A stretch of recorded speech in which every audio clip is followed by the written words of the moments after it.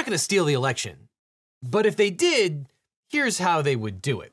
I grabbed a knife. I do remember that portion, taking a knife from Charlie. Now, the election is right around the corner and tensions are high. Polling suggests that while Vice President Harris is likely to win the popular vote, the Electoral College is a toss-up, which means it's time for lawfare.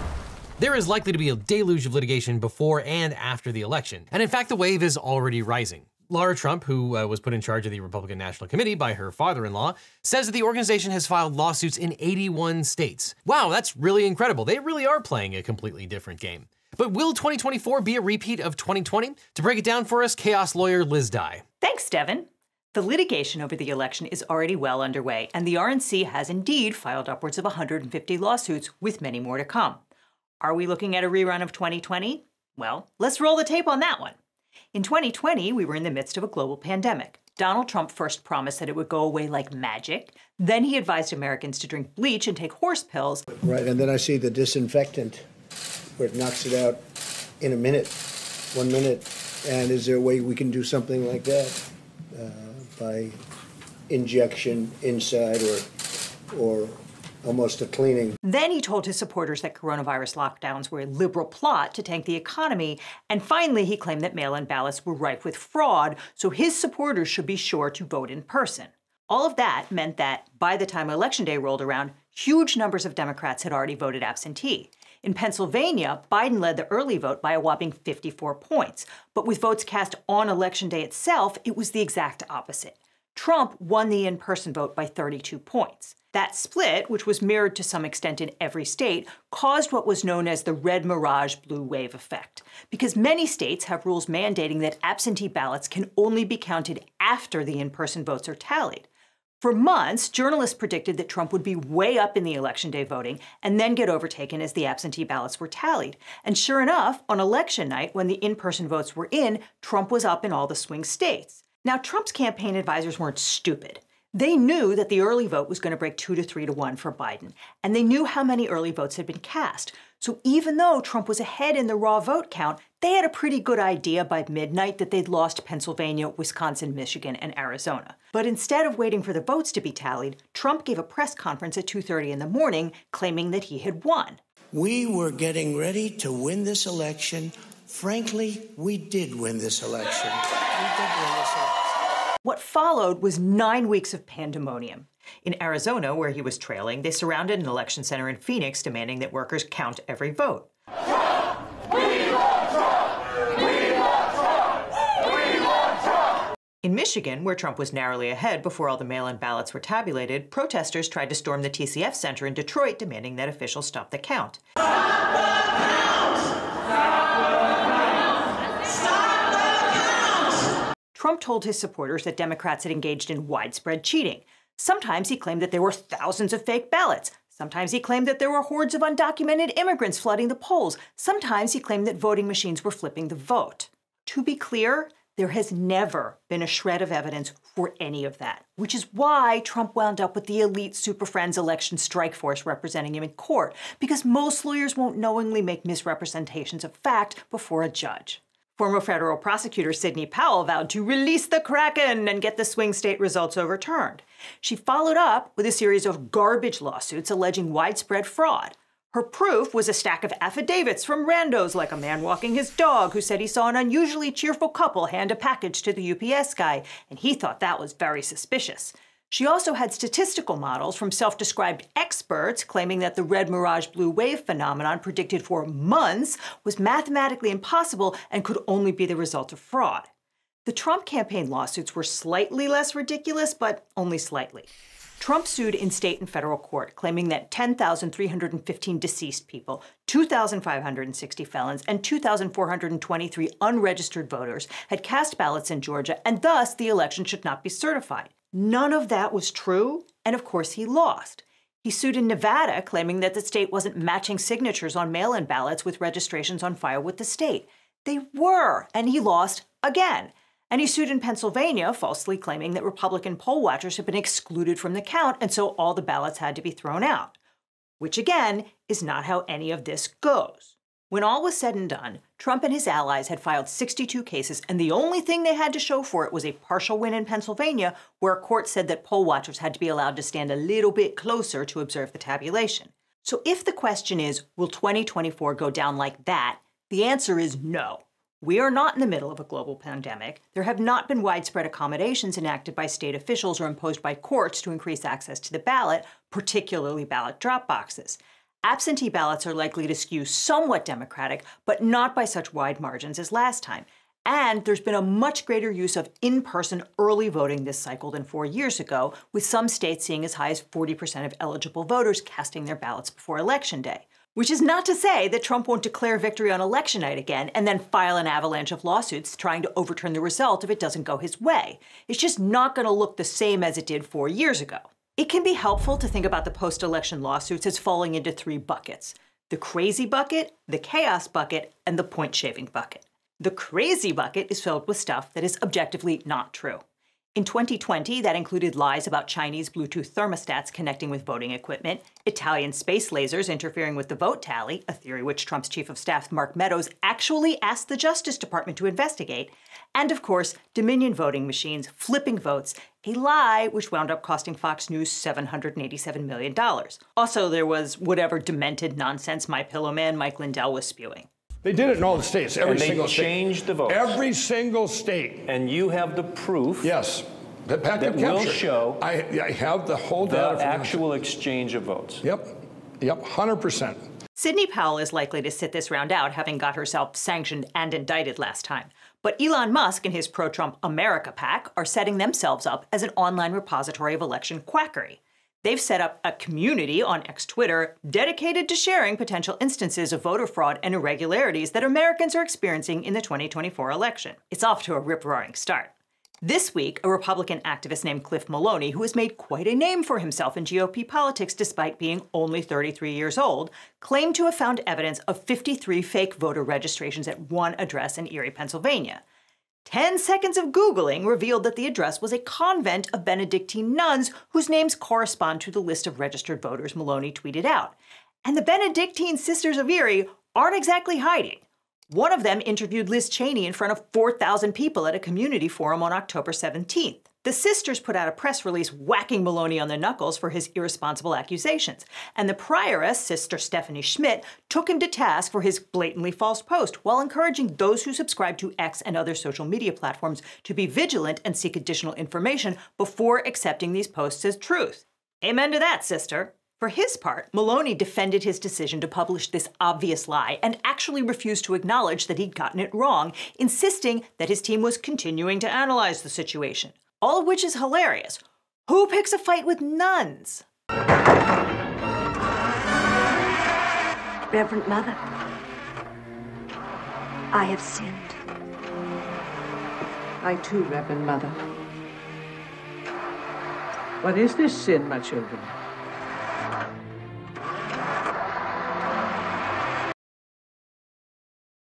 But more to the point, it's a sign that we're going to be awash in misinformation this time as the GOP tells its voters to be vigilant and look for fraudulent voters around every corner, particularly with Elon Musk amplifying these lies to his millions of followers and algorithmically boosting them to everyone who uses his platform. There is, however, reason to be optimistic that these lawsuits will not be allowed to drag out into January the way they did in 2020.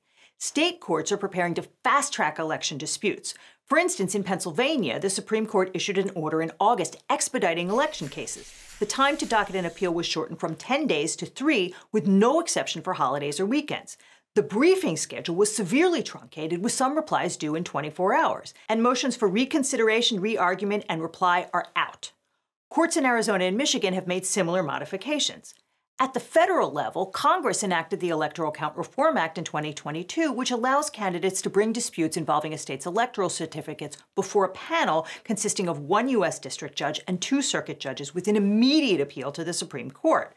It certainly seems like the judges are battening down the hatches in preparation to deal with election cases much faster than they did 4 years ago.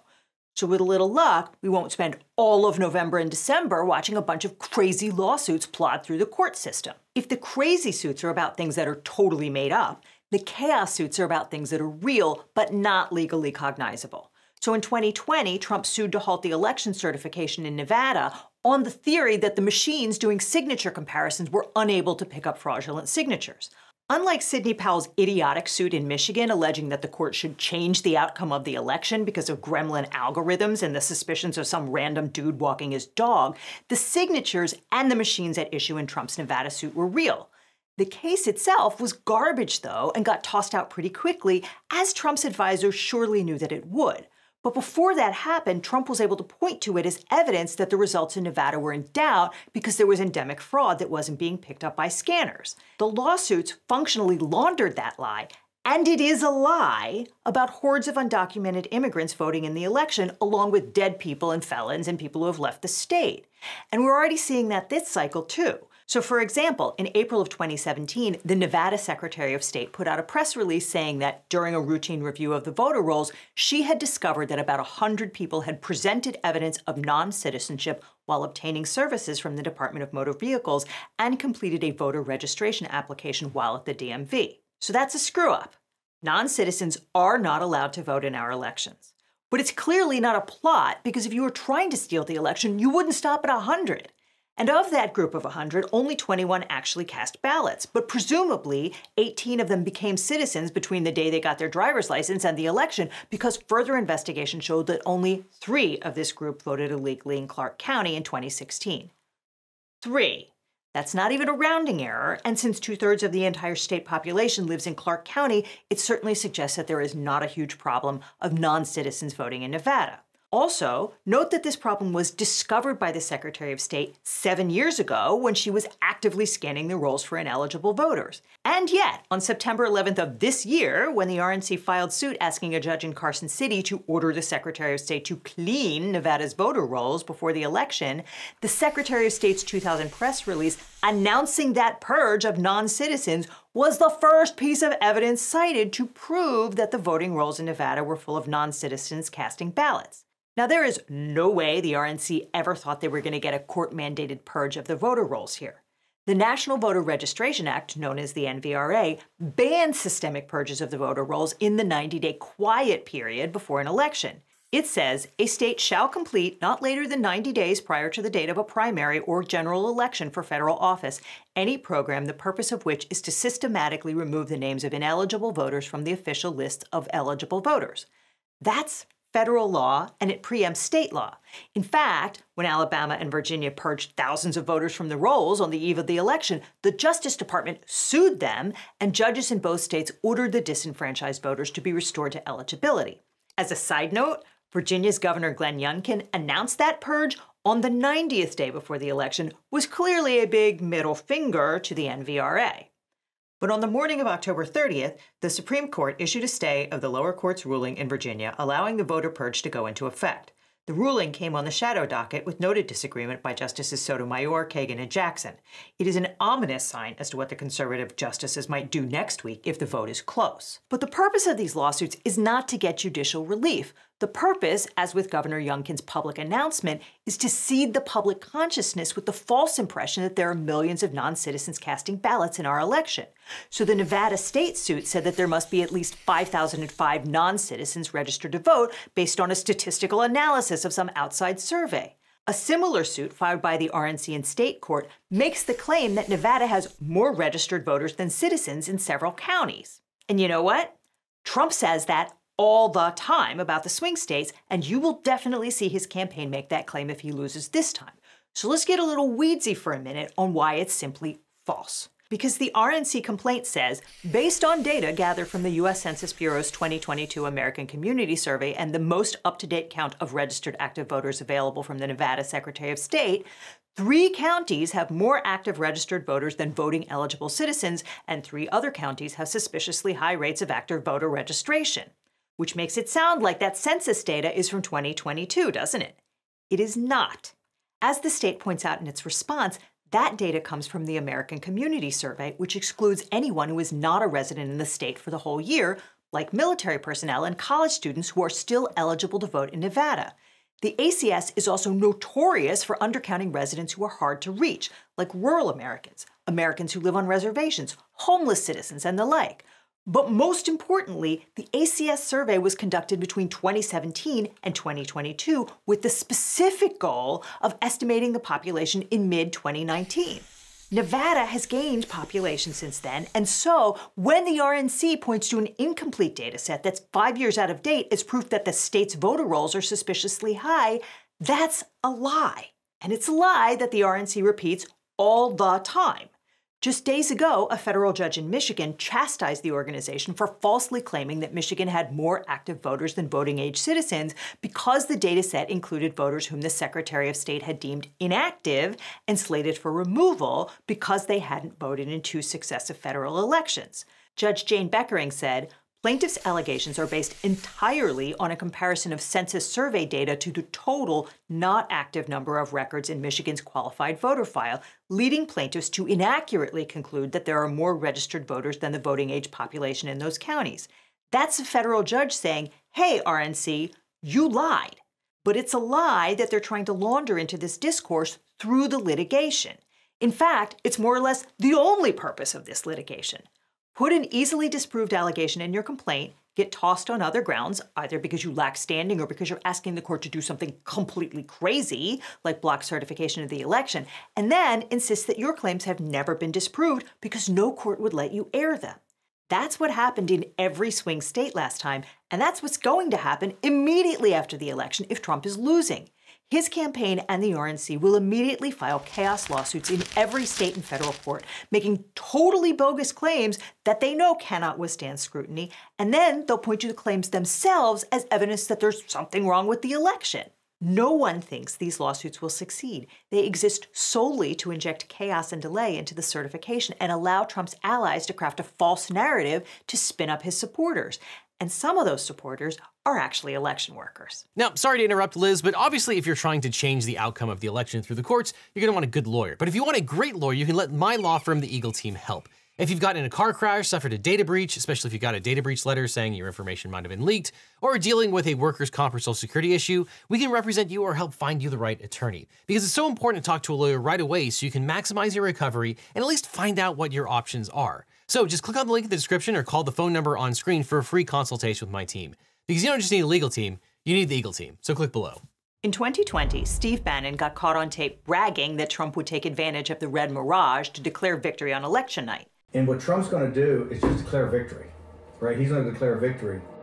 But that doesn't mean he's the winner. He's just going to say he's the winner. In 2021, he announced a new plan to ensure fair elections by taking over the election apparatus and parking MAGA allies in positions to oversee the election. The precinct strategy, catching fire with conservatives, is simple. Fill the roughly half of 400,000 local Republican committee seats across the country left vacant and take over the party from the ground up. We already saw the results of this in 2022 when dozens of state elections officials refused to certify the outcome of the vote, citing their own personal concerns about election integrity. In Cochise County, Arizona, 2 county supervisors, Peggy Judd and Tom Crosby, simply refused to certify the vote, citing inchoate concerns about the reliability of voting machines. After a judge ordered them to do it, Judd complied, but Crosby did not. They were both charged with 2 felonies, conspiring to delay the certification of the election results and interfering with the Secretary of State's statewide canvass. This week, Judd pled guilty to a misdemeanor, but Crosby still intends to go to trial. They both remain in office to this day and will oversee the 2024 tabulation. And that's why the Brookings Institution, a nonpartisan think tank in D.C., rates Cochise County as the #1 on the list of the 50 counties that pose the highest risk of election non-certification.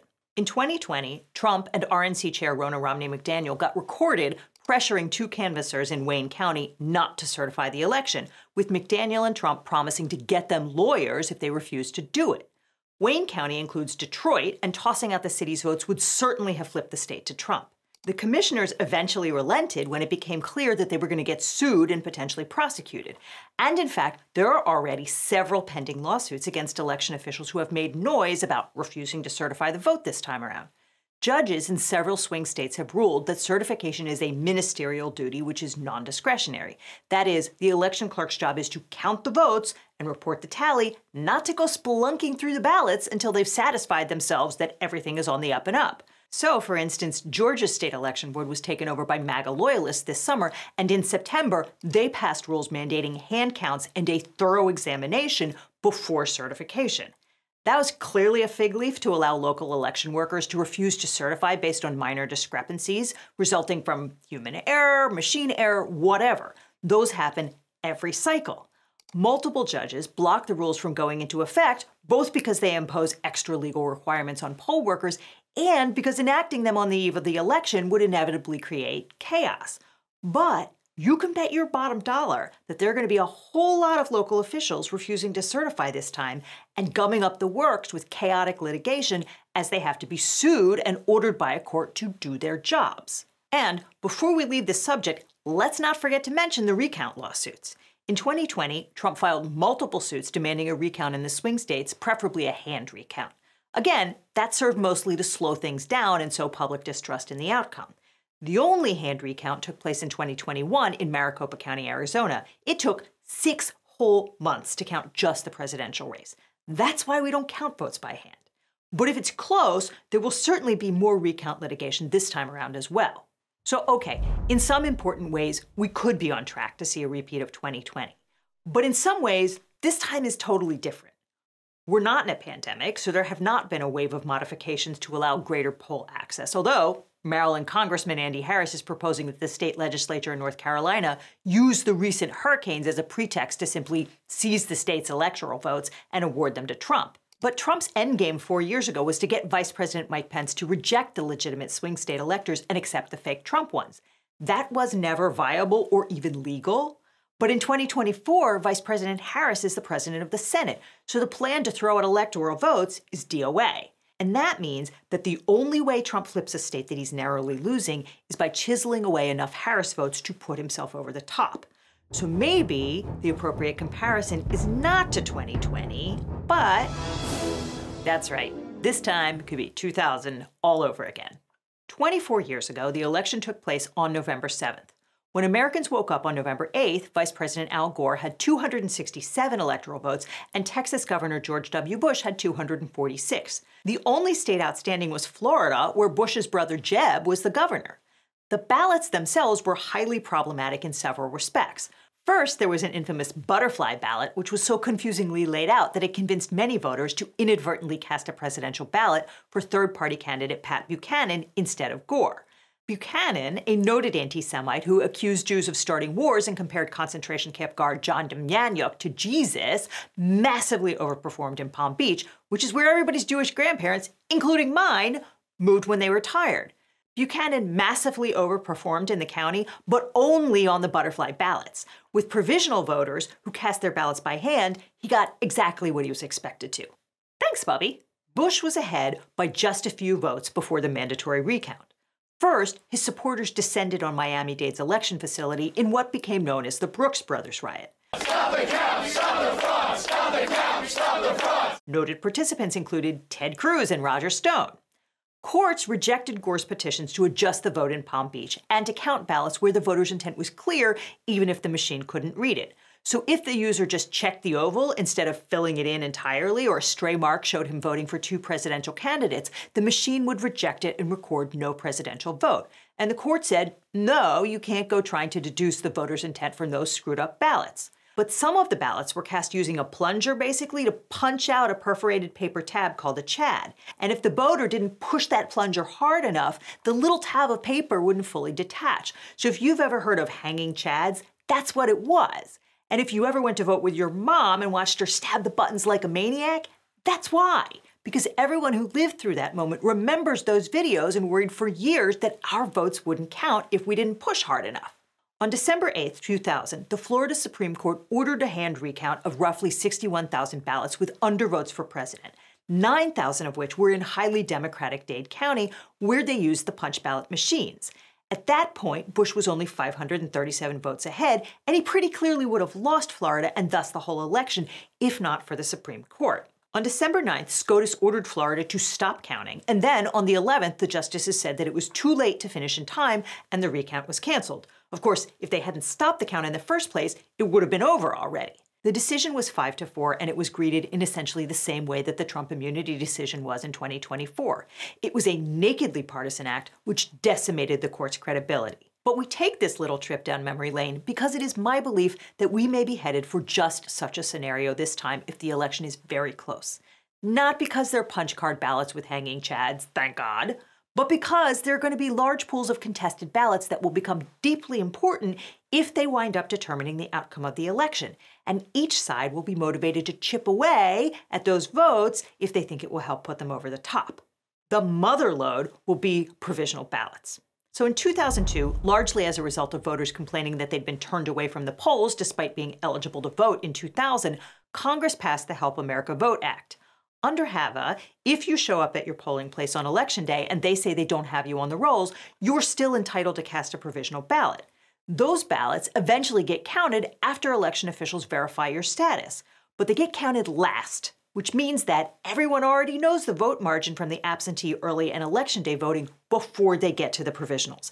And if Harris is behind by just a few hundred ballots and there are 10,000 provisionals, you might see a riot. And judging by recent history, it won't be of the Brooks Brothers variety. Republicans are already trying to mess with those provisional ballots. A recent Pennsylvania Supreme Court decision ruled that voters who mess up their mail-in ballots can vote provisionally on Election Day and have those votes counted. It is very easy to mess up your mail-in ballot in Pennsylvania. They require a weird combination of like 2 envelopes and signatures and dates and a magical incantation.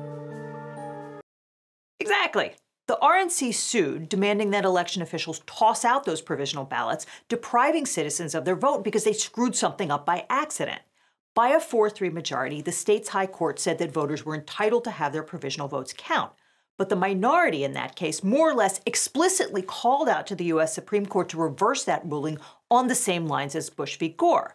So if it's close enough for that tiny pool of provisional ballots to make a difference, the Trump campaign will absolutely sue to get those ballots tossed out. And Republicans in swing states are doing as much as they can to increase the pool of provisional ballots.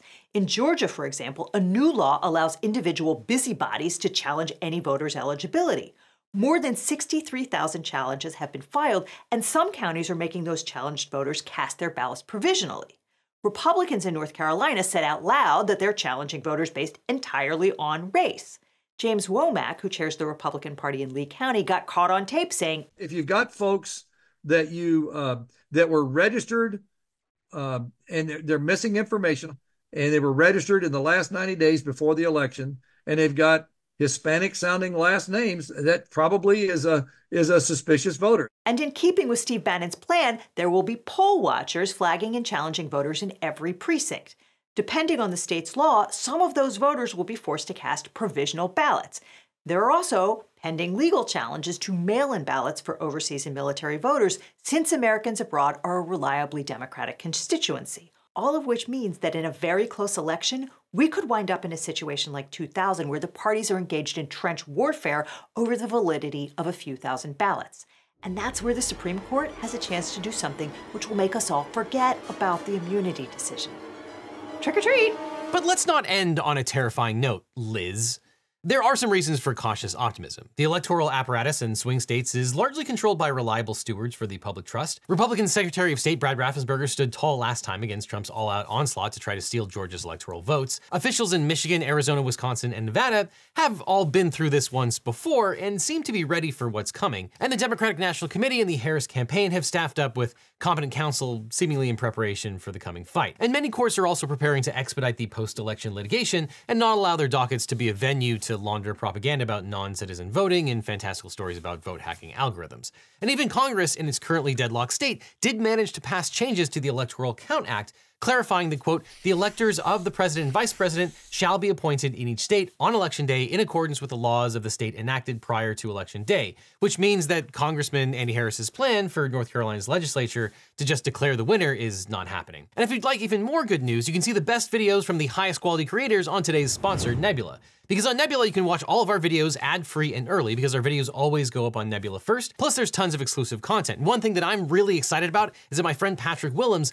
just announced that he's directing a new feature-length movie called The Dinner Plan, full of people that you've definitely seen before. It's gonna be fantastic. And for a limited time, you can get a lifetime membership. You can buy once and then never again. It's the greatest deal of all. And I know tens of thousands of you signed up for Nebula using the CuriosityStream bundle, but unfortunately, that's over. CuriosityStream informed us and included in their SEC filings that they don't intend to pay us bundle revenue in 2024, so the bundle is breaking, and you're not gonna be able to have access to Nebula anymore after 2024, and none of that bundle money is gonna go to your favorite creators at Nebula. So if you'd like to support this channel, the only way to ensure that the money you spend on Nebula goes to us is to sign up directly. And if you're new here, Nebula includes tons of exclusive videos from us, original series from your favorite people, movies, plays, classes, and more. I've heard it described as Netflix for people who like trains, and we've got many of your favorite creators like Johnny Harris, Neo, Jetlag, Real Engineering, Real Life Lore, and obviously your most favorite, LegalEagle. And the exclusives on Nebula are getting so good. I've really been enjoying our new series, The Getaway, that just wrapped up. It's kind of like The Amazing Race with some of your favorite YouTubers, and it's hilarious because the whole thing is rigged against them and they don't even know it. And you can see my feature-length documentary, Bad Law Words Good, my other Nebula exclusive content, including my full-length interview with the screenwriter of My Cousin Vinny, and my not safe for work video about lawsuits that are too hot for YouTube. Because what's truly special about Nebula is that it's a creator-owned platform built by me and other YouTubers and podcasters, and because it's a subscription service, we get to work on larger, higher budget productions than we ever could anywhere else. It's becoming the answer to the question, how do you get Hollywood-level production value without Hollywood-level BS? And for those of you that want to share everything Nebula has to offer with your friends and family, Nebula is now offering annual gift cards. So if you sign up using my link that's on screen right now or down below, you can give a year of Nebula to a friend for 40% off the yearly subscription. That's a year of the best content for just $36. And that's a gift that you can give to yourself, because you deserve it. So get 40% off of your or friend's yearly subscription at just $36 a year. That's just $3 a month for all of your favorite content. Or you can check out the lifetime deal where for $300, you can get access to Nebula forever.